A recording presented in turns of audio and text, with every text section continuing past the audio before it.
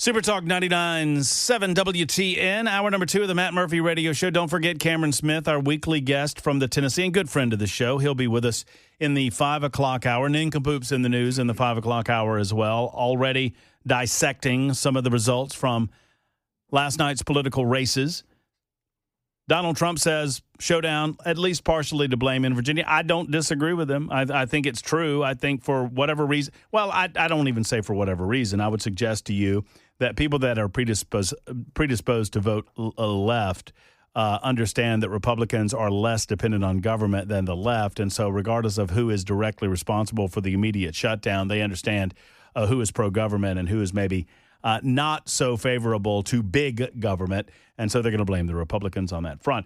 Talking about all of those things throughout the course of the day today on Super Talk 99.7 WTN. Obviously, several of you wanting to comment on the phone lines. Just be patient with me there because we've got a guest in studio. I'm very excited about this one as well. I've heard a lot about the Beacon Center of Tennessee. And I'm not going to tell you all about the Beacon Center of Tennessee, because why should I do that when we have the CEO of the Beacon Center of Tennessee in studio with us, and he's going to let you know the mission of the Beacon Center directly. It was my pleasure to be able to get together with the group and specifically with Justin Owen last week. We invited him on the show. I want to make this a regular occurrence where they come on and talk about some of the wonderful things they're doing at the Beacon Center, and it is a pleasure to welcome into the studio Justin Owen of the Beacon Center. Hey, Justin. Thanks, Matt. I appreciate you having me on. I think you even met a fan when you came to see us in the parking lot, didn't you? Give out signatures. Can you go anywhere without having to do that? So that was pretty cool. So it was like drizzling rain, and you guys are over. For those that don't know, your headquarters are, at least for now, over in the old Marathon Works building, which is a great. If y'all have never been, you got to go. I can't imagine that y'all haven't been. Cool but space. It is a wonderful location, and so I go over and I park, and I had to pay, the guy in the little booth to park, and he opens his door and it's like drizzling rain, and I couldn't help but notice I heard Ken Weaver's voice on. Ken Weaver back there in News Closet B. His voice was on the radio, and I said, and I said, I did this intentionally, Justin. I said, "What are you listening to in there?" Kind of gave him a face, and he goes, "Oh, well, it's I just I keep my radio on the news station." And I said, "Who's your favorite?" And he kind of looked at me funny, and I took out my hand and said I was Matt Murphy. But he's a good guy, Raphael. That's awesome. He's a great musician. So tell me a little about the Beacon Center. I know a little. I don't know as much as I want to know, but you guys have been around how long, and what do you do? We just celebrated our 20th anniversary last year. So we've been around for a while, and our job is to make America the best place to live, work, and raise a family. And those things just don't happen by accident, right? Mm-hmm. It's a matter of good policies and good ideas and solving people's problems, frankly, from our perspective, in a way that involves less government and more freedom. And so we propose solutions at predominantly the state level. In order to do that, we've helped cut taxes numerous times in the state. We got rid of our hall income tax, so we could quit lying to people that we were an income tax-free state for all those years. We got rid of our death tax. We banned an income tax in our state constitution. Mm-hmm. We've helped protect right to work in our state constitution, which is going to be a big deal here soon when the UAW strikes at the Volkswagen plant in Chattanooga. Those workers can still go to work if they want and cross the picket line without getting fired. Nice. And so we've brought school choice to Tennessee. We've big proponents of universal school choice and empowering parents to choose the best education for their kids, ultimately looking at ways to make Tennessee the best place that people want to be, either stay here or move here. And you can't do that with weather. You can't do that with other things. Look, California has the best weather in the world, yet people are fleeing it in droves because of bad policy. We want to be the opposite of that and show other states how it's done. And fortunately, I got the best job in the world because we're at the tip of the spear on a lot of those debates. Did you grow up here? I did. I grew up in rural West Tennessee on a farm. Went to MTSU undergrad, Memphis Law School. Don't hold that against me. I've never practiced law, so I'm technically a lawyer, but don't practice in day-to-day life, so I'm not to blame for all that. The 2% of the lawyers that I would consider good people instruct us as to the other 98%. Does that make sense to you? Right. Yep. So, and I'm sure you're among the good 2%. I'll take it. I often say it occurs to me, Justin, that I could ask you this question, being a native Tennessean, that being an outsider And I know you don't win any awards or any accolades doing this, but I try to remind the people of the great state of Tennessee that I understand we can be better. I understand that we can do better. I understand that we should expect the most out of the political figures that are called to public service. But Tennessee's got it pretty good. And that's coming from the perspective of a guy that grew up in Georgia, saw how they did it. And this is not comparing Tennessee against the most blue of the states across the United States of America. This is comparing Tennessee to our brothers and sisters around us, right? I lived in Alabama for 20 years. Alabama's a great state. Alabama's a red state. But I come to Tennessee, and there's so many wonderful things, wonderful aspects about this state that I think many other places that would call themselves red would long to have, primarily, and you named it, the lack of an income tax. Yeah, and I think the beautiful thing about being in a country with 50 states is that we can have those laboratories of democracy and try different things. But the challenge is if we rest on our laurels and don't do anything, other states are going to start getting better than us because they're going to enact policies that are more attractive for jobs and opportunity. And so we've got to stay on the front lines of that. I would love to work myself out of a job someday and say, you know what, there's no more to be done here. But unfortunately, even politicians on our own side have to be held accountable. And our job is to hold them accountable. And if they're with us, make sure that they have good ideas and good policy solutions to make us even better of a state. How did were you on the and forgive my ignorance, but I guess that's why you're here, so we can learn. But were you on the front lines of creating the Beacon Center when it started 20 years ago? I was not. Ago? I came around 4 years after we were founded, but took it from, at the time, we were 2 employees.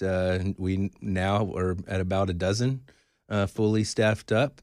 We've added some other components. We've added a litigation arm. So we actually, in addition to the policy and advocacy we do at the legislature here in Nashville, we also will take on people's cases when the government violates their constitutional rights free of charge. Nice. We don't charge them anything for that. And we just filed our first ever case before the U.S. Supreme Court and should hear in the next couple of weeks whether that case is granted.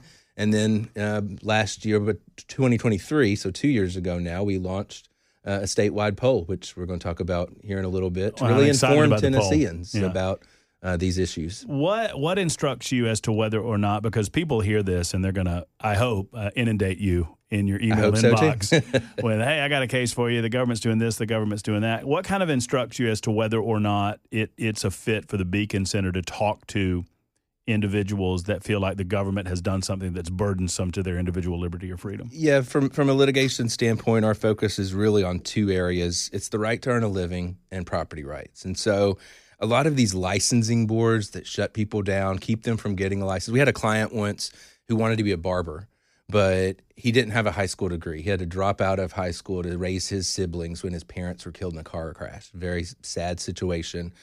And this stupid state law said you have to have a high school degree to be a barber. We challenged it and said there's no constitutional reason that he should be prevented from doing what he loves and earning a living doing that because of this law, and got that struck down in court. So a lot of it's around these kind of licensing schemes that keep people out of jobs that they're qualified for and they want. And then property rights is another big one. Local governments in particular are just constantly trampling on people's property rights. Nashville had this stormwater situation where if you wanted to add a mother-in-law suite or redevelop your property, our client wanted to tear down his house and build another house on it he had owned for many years.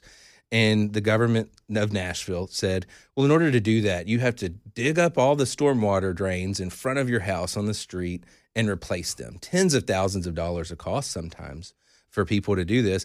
And we won't give you your building permit until you do that. And so that's essentially amounts to extortion.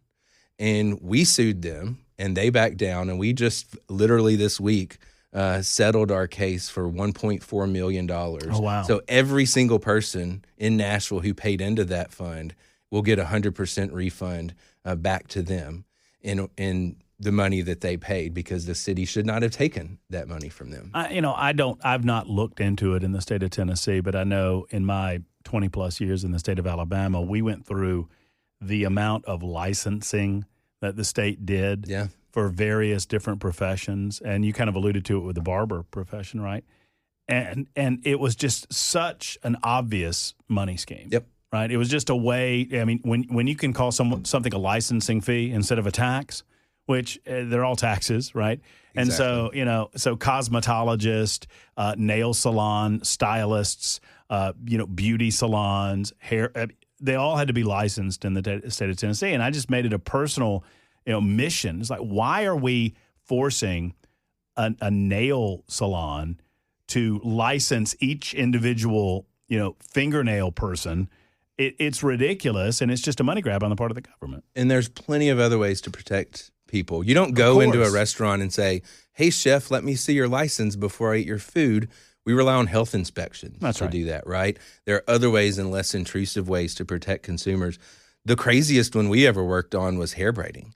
We've had all of these mostly Western African immigrants who had come here and learned to braid hair when they were 3 years old. It was part of their culture. And they get here and they're like, I'm going to braid hair on the side so I can put myself through college. Sure. And the government would shut them down and go, no, you've got to take, it was like 400 hours of schooling and 2 tests in order to prove to us, some white dude like me, that you know how to braid hair. And so we had about 24 women who came to the legislature every single week to fight for their rights, and we got that repealed. Prior to that, there were only about 120 people licensed to braid hair in the state because it was so onerous to go through that. Today, there are over 4,000 predominantly women, predominantly minority women, braiding hair across the state, starting businesses, hiring other people, living the American dream because we were able to partner with them and get the government out of their way. As a known libertarian with a small L, sometimes I get pushback on libertarians being, in certain ways, anarchists, or, they don't want government to touch people's lives in any way whatsoever. I use the health inspection example as a way to explain to them how we want government to touch our lives, because if we had the ability, this is the way I explain it. Look, I should expect that if I go into a restaurant, that restaurant's clean. I should have an expectation that they're not going to do things that might endanger me or my health, the health of my family. And if we had a way for every person that walked through every restaurant door to inspect that restaurant on their own, I'm fine with that, right? But we don't. But it's not practical, right? It's not a practical way to do it. So what do? We empower our government to do it for us and to post publicly what they find out about. That's the way that it should work. Now, that's a light touch where government says, hey, we have a certain level of expectation for the business that you run, and we're going to do this for the safety of the consumers. Yep. Makes sense to me. And there are plenty of other opportunities where we can protect public health and safety without having to put somebody through the ringer in order to get a job. Or without having to charge them insane hundreds amounts of and money. Thousands of dollars sometimes. Right. All right. So I'm excited to have you guys here. If any of you have questions for Justin with the Beacon Center, get them in on the super text line, 615-737-9986. We're going to get into this poll. I'm excited about the poll. I do want to ask you about can you talk at all about the Supreme Court? What you might be doing? Oh, we'll do that next. It's 20 after the hour. Justin Owen's with us with the Beacon Center at Super Talk 99.7 WTN. Super Talk 99.7 WTN. Thank you, Ken Weaver. It is the Matt Murphy Radio Show in progress. Proud to have Justin Owen in studio with us. He is the CEO of the Beacon Center. It's a great organization. Is it fair to call you, you're a think tank organization, yeah, right? We're a think tank, but we do more than research. It's think tanks can kind of get this rap for being sitting up in their ivory tower writing 50-page white papers that nobody reads. I don't even read 50-page white papers, and I run a think tank. But so we try to put that into practice, right, and go out and we do listening tours to really understand what are the challenges that Tennesseans are facing, hearing things about infrastructure and housing and education and healthcare, and develop free market solutions to those. And then we'll go up to the legislature and advocate for it. Well, and in the interest of full transparency, I didn't tell you this the other day. I was so excited that Kylie reached out to me. I was so excited to have a meeting with you because this just seems a match made in heaven. I'll tell you why. Because just about every special interest group has a seat on Capitol Hill or at the Capitol in Washington, D.C. Independent thinkers, people that just want the government to leave them alone to their own responsibilities and their own judgment, oftentimes they don't have a seat at the table because there's really not an organizational interest in doing that, and I feel average like taxpayers don't have that voice. And right? I feel like the Beacon Center represents that voice. Yeah, we try to be the voice of the taxpayers against those special interests. We kind of joke we're your special interest, average citizen, because you don't have that, and you know what? You don't have time to go up to the legislature and talk to your lawmakers and that kind of thing, because you got jobs, you got mouths to feed, you got a family to. You're busy. We want to go do that for you, and we do make it easy. If people want to email their legislator, we make it super easy for them to do on our issues and the things that they care about, because that's important for them to hear from you. But you can't be up there all day, every day. And I guarantee you, the other side, the people who are trying to grow government and take more of your tax dollars and have more control over your lives, they've got those their special interests are up there, and they've got their lobbyists, and in many cases, the local governments in particular are using your taxpayer money to fund it. I was a fan of the school choice legislation, the Freedom Scholarship Fund, because I'm a fan of giving parents any and every tool possible to help them be better able to make good decisions about their children's education. And I felt like this was something that was doing that. Were you surprised at the amount of conservative pushback? A conservative pushback, yeah. We expected, pushback on the left. It's become a litmus test for Democrats, right? There used to be Democrats that supported school choice. Now they don't really even support charter schools, which are public schools that just have more autonomy. So not surprising there. And we've always had some rural Republicans who have chafed at it.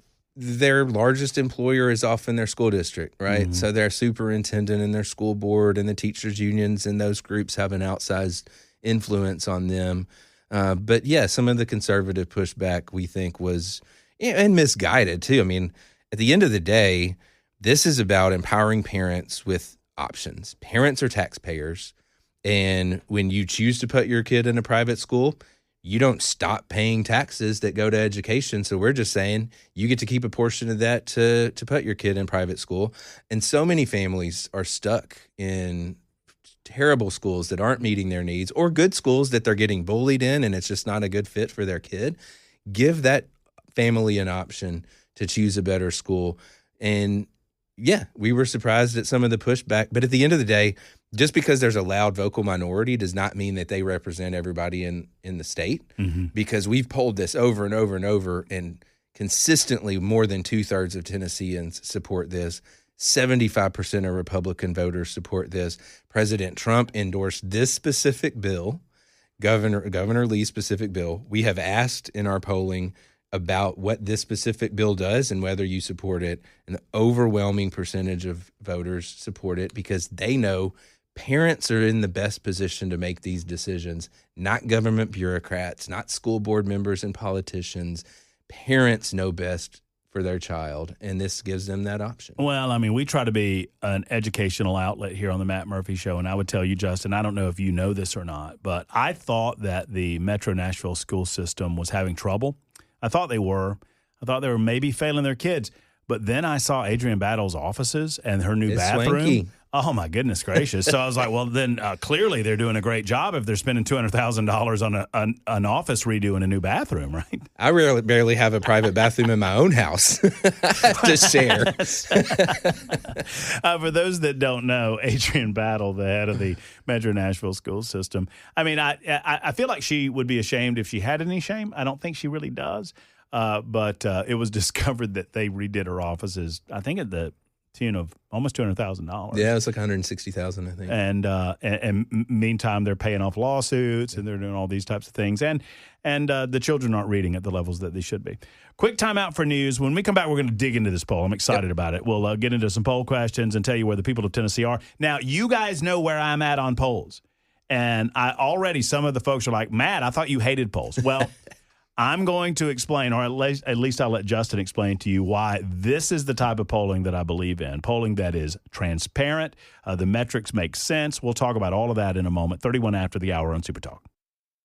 Super Talk 99.7 WTN, Matt Murphy, the Matt Murphy Radio Show. It is 20, call it 20 until 5 o'clock on Super Talk 99.7. Our guest in studio for the hour is Justin Owen. He is with the Beacon Center, great organization in the state of Tennessee, and one that I want to get to know better. And listen, I hope this goes well, because I've told Justin he's got to come back every month. And because you guys have your finger on the pulse of taxpayer-related issues. I love that. I love that you're a voice for the taxpayer, and you're not.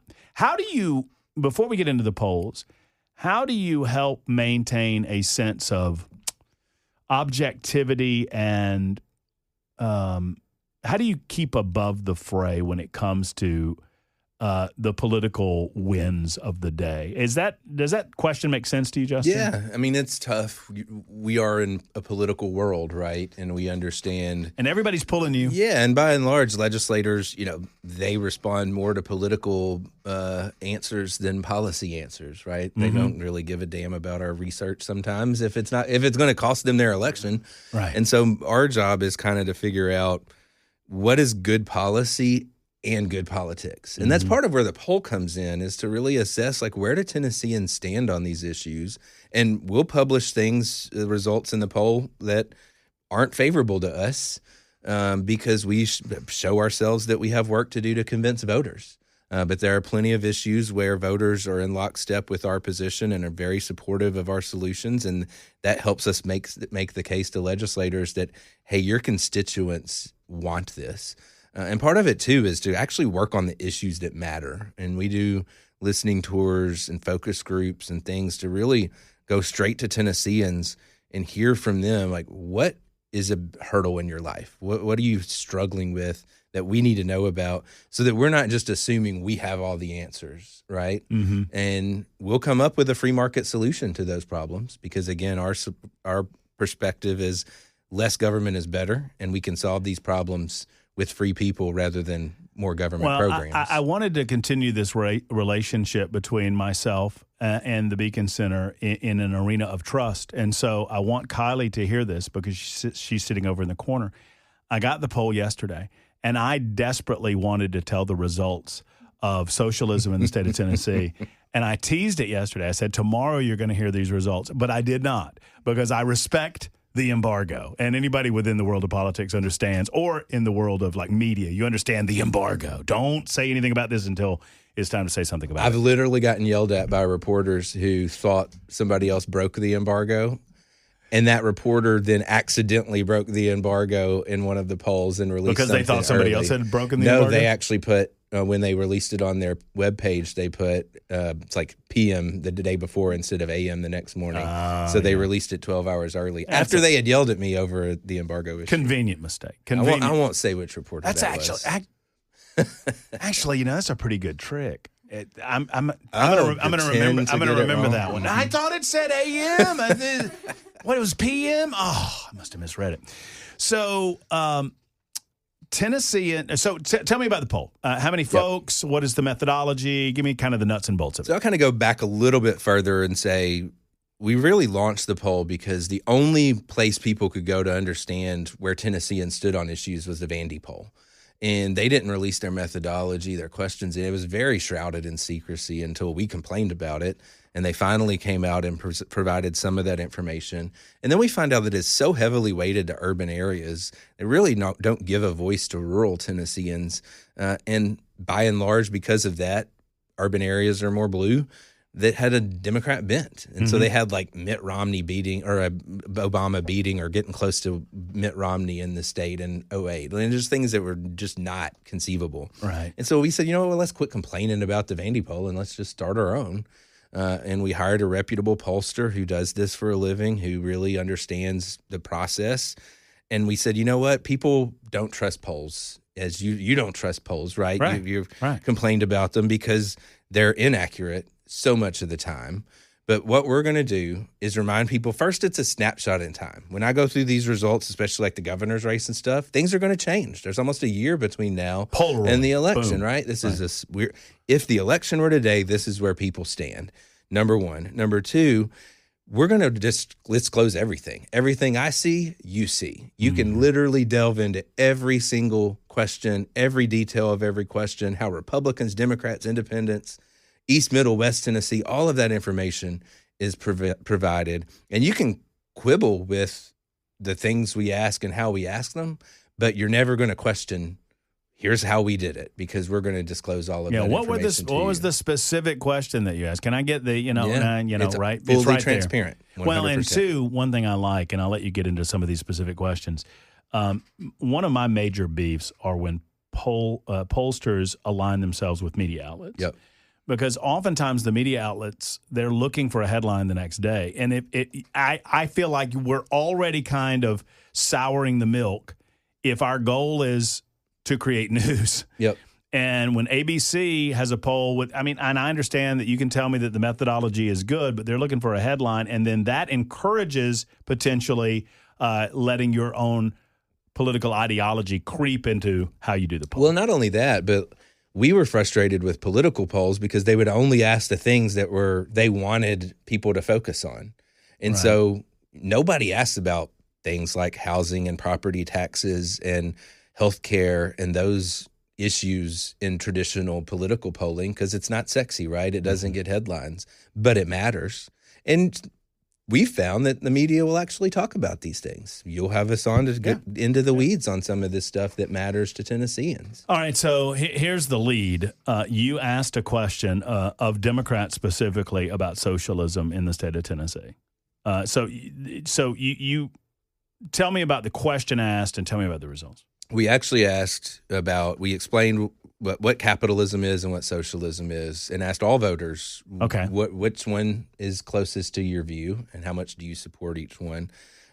Surprisingly, a majority of Democrats embrace socialism in Tennessee and favor socialism. These are just the whole poll is just Tennesseans.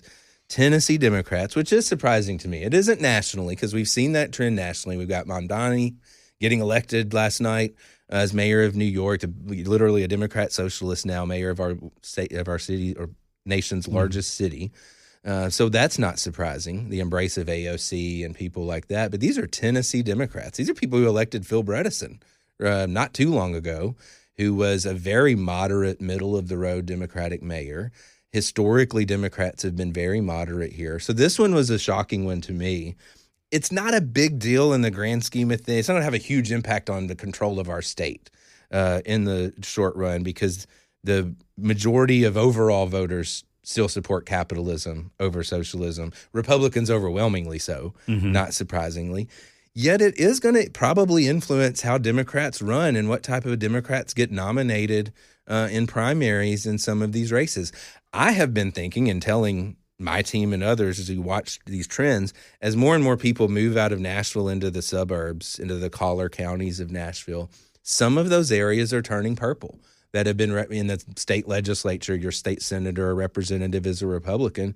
They're at risk if a moderate Democrat, Phil Bredesen type, comes in and runs against them in the general election because they're becoming more marginal districts.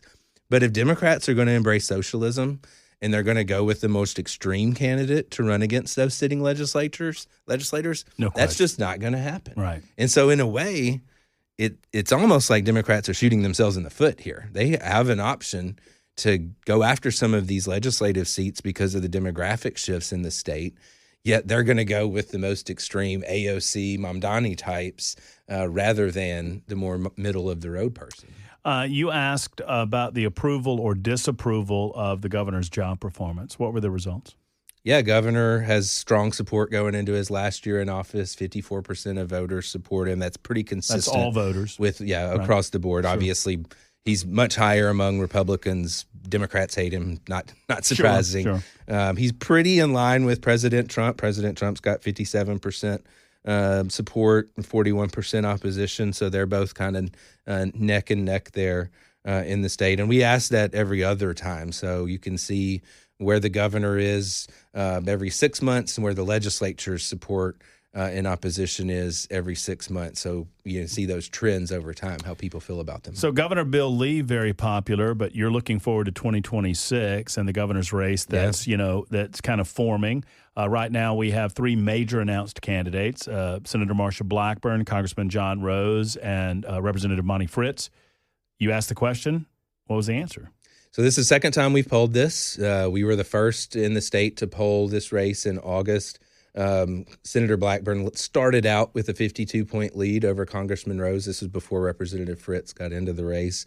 And that hasn't really changed that much. She still got 58% of the vote as it stands right now. Rose has 9%. Fritz has 5%. Still 28% of Republicans are undecided. But again, this is a snapshot in time, right? Congressman Rose is going to spend a boatload of money to get his message and his campaign platform out. I think he will certainly close that gap some. Those undecided voters are going to move one way or the other between now and Election Day next August. There's still plenty of time. But at the end of the day, I think, as it stands right now, certainly Senator Blackburn has a significant lead in terms of name ID and, political ground game across the state that puts her at a significant advantage at this stage. And it's not, and I'm not shutting the door on anything. And as you noted, it's a snapshot. Anything can happen. But, it's not as if we're in the middle of 2025 and we got a year to wait or whatnot. We're closing the books on 2025. Once we get to next week, it might as well be 2026, politically speaking. This as well fair. As I do. So, and now it's kind of on. So if you're going to see movement, you would expect that you're going to start seeing that certainly by January, February, movement in terms of money being spent, name ID getting out there. And if you see any move, and you'll continue polling. Yeah, we will continue to poll this. We poll quarterly, so there'll probably be at least two more before the primary election. In the last 3 minutes, we talked too long on the front end, and there's so many great ways to go with this. What did it surprise you the number of people that answered the question about political violence answered it in the way that they did? That it was so high. 90% of voters across the political spectrum think that this is a problem really in the wake of the Charlie Kirk assassination. What maybe that didn't necessarily surprise me. I hope people think it's a big problem. You didn't specify one political party versus exactly. another. We just straight up said, do you think political violence is a problem? What was sad and concerning was that 2/3 of Tennesseans think it's only going to get worse before it gets better. What was more across the board is who's to blame. So 38% of Tennesseans blame both the left and right equally. 32% blame the left, while just 18% blame the right. So that's a little bit more scattered across political perspectives. But it was also interesting. We asked, well, does this make you concerned about speaking your political mind and saying what you believe? That's literally the state is split on that. Half think, yes, I'm concerned about speaking out, and half think that, no, I'm afraid to. And so that's, I think a lot, there needs to be a lot of healing in this nation when it comes to being able to speak your mind without resorting to violence or fearing violence upon you as a result. I love questions like this, Justin. Do you have a favorable or unfavorable opinion of big business? I love this question. And I'm a little bit surprised at how people answered it. 54% said that they have a favorable opinion of it. And the reason I love that question is because our friends on the left have used the phraseology big business as a negative for a long time. If you're a big company, a big corporation, that means you're automatically evil and greedy and mean-spirited. So I'm a little bit surprised that over a majority of the respondents said, no, big business is fine. Yeah, and this was surprising because even among Republicans in this sort of populist wave that we're in, there's sort of a resentment to big business and just big institutions pharma, of anything, right? And so that a majority said they still support big business was impressive. Even more interesting was that while not a majority, more Democrats support big business than oppose it, which also it's a reminder, especially when you get into the details of polling, that human beings are complex creatures and can hold diametrically opposing views sometimes. They can support socialism while still being okay with big business. And so who knows? My favorite, I played this quote yesterday. It was 5 seconds. I said, New York City elections in 5 seconds. And it was a reporter saying, who'd you vote for? And the girl said, I voted for Mom Donnie. And do you agree with socialism? No. Then what are you doing? Finally, before we go, Boring Company, the tunnel. Yeah. You polled this? Yep, the Music City Tunnel, or Music City Loop, I think they're calling it, this tunnel that Elon Musk Boring Company is going to do from downtown to the airport. Surprisingly, I guess not surprisingly, I think he's still kind of popular given what he did with Doge. 56% of Tennesseans support it, 29% oppose it. The only real group that opposes it is Democrats, and you could probably narrow that into like Democrats in Nashville Right. that don't like Trump or don't like Elon Musk who are opposed to this. On the flip side, people aren't cool with driverless cars. You started to see in Nashville this Waymo Lyft partnership where they're actually driving around now. They don't have passengers. They're testing and kind of mapping the roads and stuff. But people, 36% actually support that. 59% oppose it, which is interesting because the long-term plan of the tunnel is to actually use driverless Teslas. Right. Originally, they'll be driven by human beings, but then they'll transition, right? Yeah, and I guess this isn't, when you look back, I actually read an article one time about this dangerous new contraption coming out in the late 1800s. It's people were going to die taking this mode of transportation, and it was the bicycle. And so anytime you have something new that people aren't familiar with, you're going to have opposition to like this. I like to tell the story that you know who was against the automobile? Big Horse and Buggy. Big Horse and Buggy hated the automobile. And Big Typewriter against the computer, right? That's exactly right. Listen, I feel like we're just scratching the surface. How can folks find out more about the poll and more about the Beacon Center? So beaconpoll.com is the best place to go. You can see the poll results every quarter when we release them. You can go from there to our Beacon website in order to sign up for updates about what we're doing, ways to get involved, and to get poll results as they come out every quarter. Justin, this has been a